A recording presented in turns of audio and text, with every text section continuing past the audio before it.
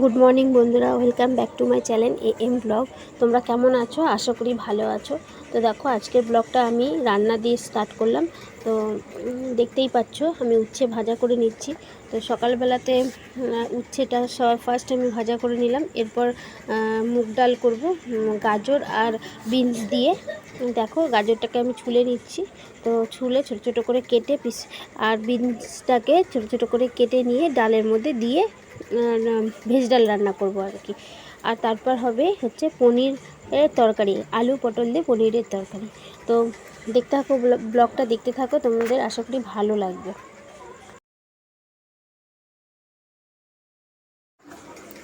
তো দেখো, আমি এখন ডালটা সোমবার দিয়ে নেব।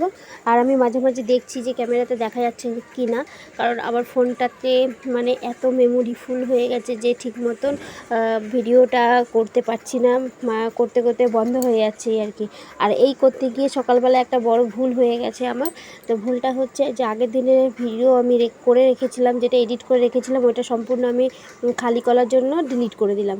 তো পরে তখন আমার মাথায় আসেনি, পরে আমার মাথায় আসলো যে আগের দিনের ভিডিওটা তো আমি ডিলিট করে দিলাম, কি হবে। তো তাই জন্য কি করলাম, আজকের রেসিপিটা তোমাদের আমি শেয়ার করলাম। আর তার সাথে কালকের কিছু ভিডিও ছিল, পুরো ভিডিওটা অবশ্য ডিলিট হয়নি, কিছু কিছু ছিল, তো সেখান থেকে দুটো মিলিয়ে করলাম। মানে আগের দিনের ভিডিও আর আজকের ভিডিও মিলিয়ে দুটো একসাথে ভিডিও তোমাদের কাছে শেয়ার করলাম, এই আর কি। তো দেখো, সোমবার দিয়ে দিচ্ছি ডালটা। তো তেলের মধ্যে একটু জিরে আর তেজপাতা শুকনো লঙ্কা দিয়ে গাজর আর বিনসটাকে ভালো করে ভেজে ডালটাকে সোমবার দিয়ে নেব।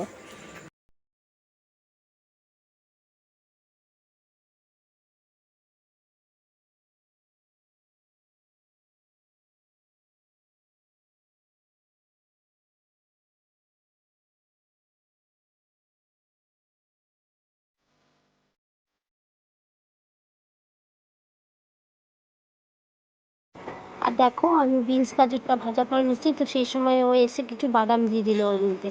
তো যাই হোক, বাদাম দিলেও ভালো লাগে, খারাপ লাগে না। তো চলো দেখতে থাকো।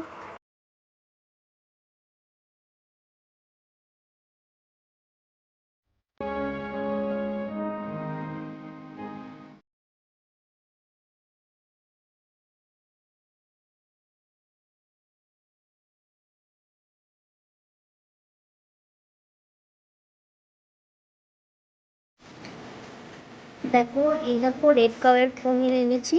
তো পনিরটা আজকে রান্না করা হবে বলে তো কড়াইতে তেল দিয়ে দিলাম। তো তেল দিয়ে পনিরটাকেও পিস পিস করে কেটে দিচ্ছে, দেখো কেটে ভাজা করে নেবো আগে।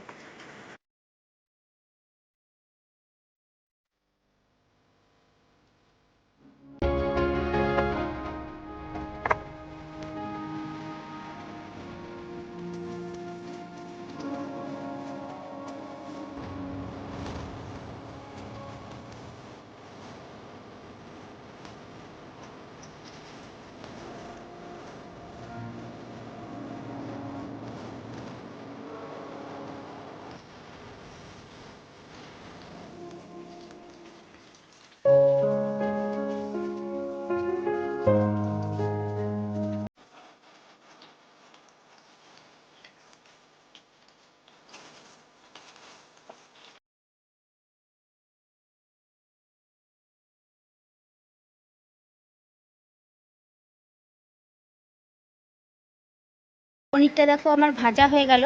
তো পনিরটা বেশি ভাজলাম না, তো হালকা হালকা একটু লাল লাল করে নিলাম। তো ওই তেলের মধ্যে আবার পটলগুলোকে ভাজা করে নেবো ভালো করে।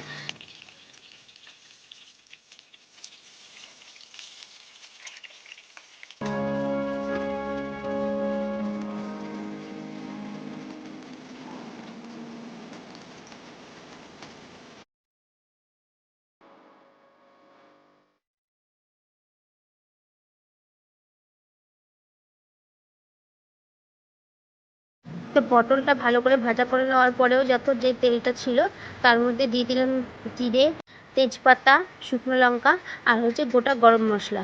তো ওটা দিয়ে একটু নাড়িয়ে চাড়িয়ে তারপর দিয়ে দেবো হচ্ছে ওর মধ্যে আলু। তা আলুটাকে ওই তেলের মধ্যেই ভালো করে ভেজে নেব।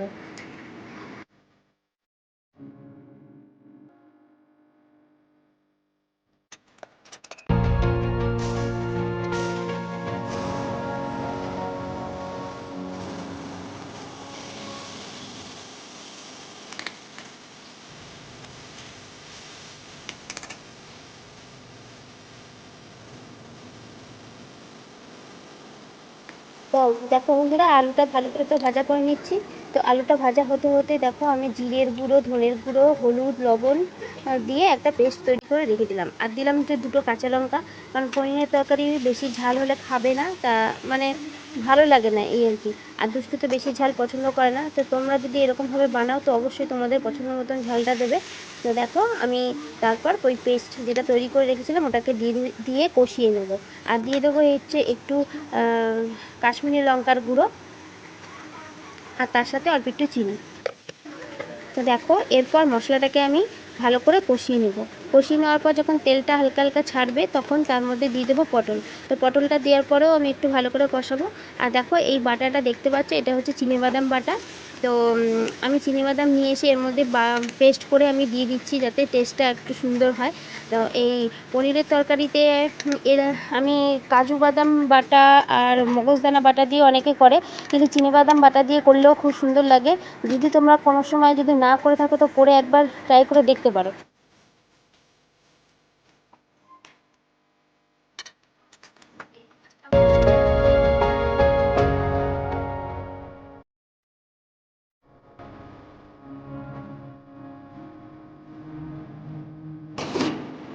তো তারপর ঢাকাটা তুলে দেখে নেবো আলুটা সিদ্ধ হয়েছে কিনা। তো আলুটা আমার সিদ্ধ হয়ে গেছে। তো এরপর আমি পনিরটা দিয়ে আর 10-15 মিনিট আমি এর মধ্যে রান্না করে নেবো।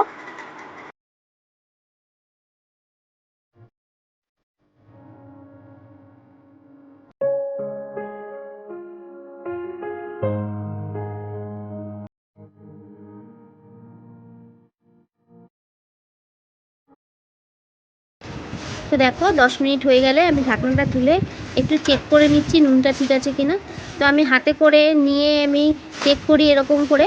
তো তোমরা কেমনভাবে টেস্ট করো সেটা তোমরা অবশ্যই কমেন্টে জানিও। যাই হোক, আমি অবশেষে কিন্তু আমি হাতটা ধুয়ে নিই, তোমরা কেউ আবার ভেবো না যে আমি এঁটো হাতে করি। দেখো তারপর দিয়ে দেবো হচ্ছে গরম মশলা, আর তারপর হচ্ছে একটু ঘি। তো ঘি গরম মশলা দেওয়ার পরে আমি নামিয়ে ফেলবো। তো আমার রেসিপিটা কেমন লাগলো তোমাদের অবশ্যই কমেন্ট করে জানিও।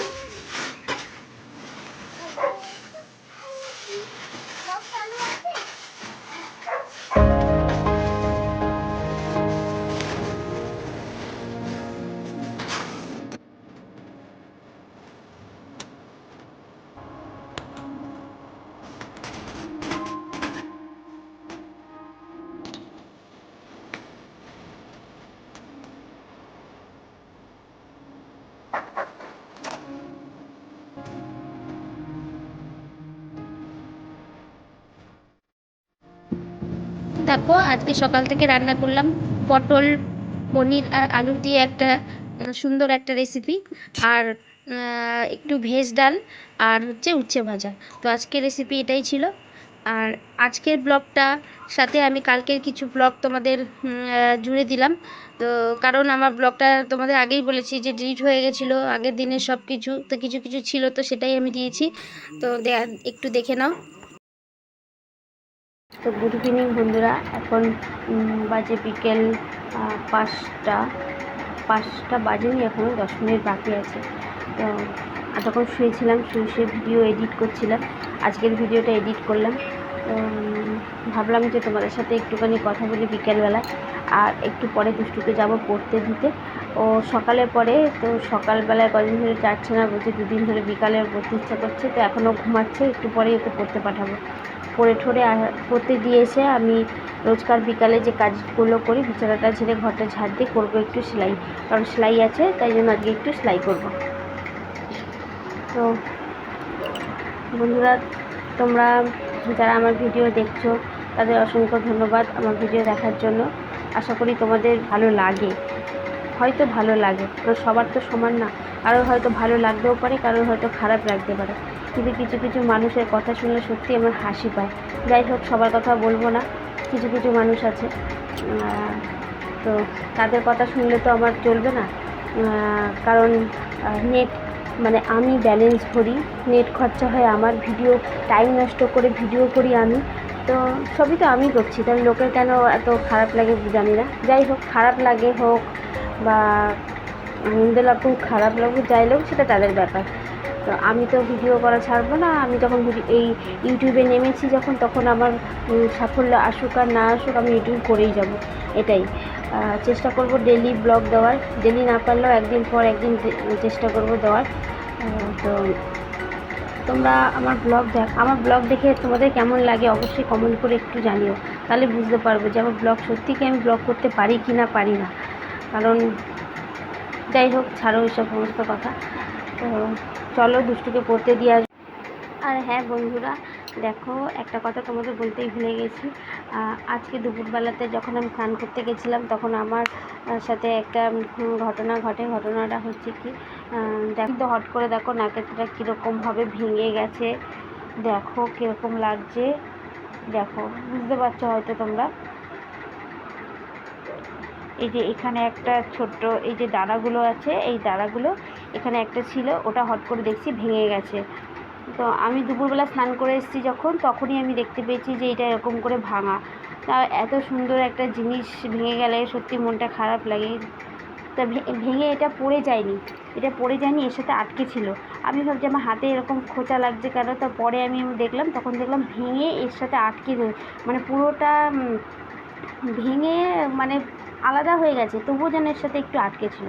আমি এরকম করে ধরলাম, ধরার পরে খুলে হাতে চলে আসলো একটা ছোট দানাটা। যাই হোক, দেখো কীরকম বাজে লাগছে দেখতে, অর্ধেক নাকেরই ভাঙা। তো এটাকে পরে ঠিক করে নেব, ঠিক করে দেখবো এরকম ডিজাইনের মধ্যে যদি পারি তো নেব। কারণ এটা সত্যি আমার নাকে এর আগে একটা বড় ছিল, ওটা ভালো মানাতো না।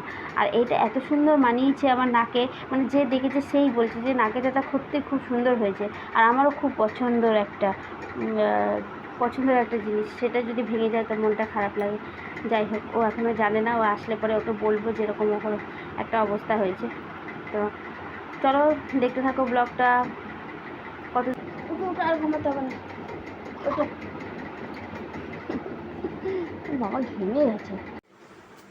জুতো কই, জুতো কিরে কই, এদিকে আয়, পরো জুতো পরো, যাও টাটা।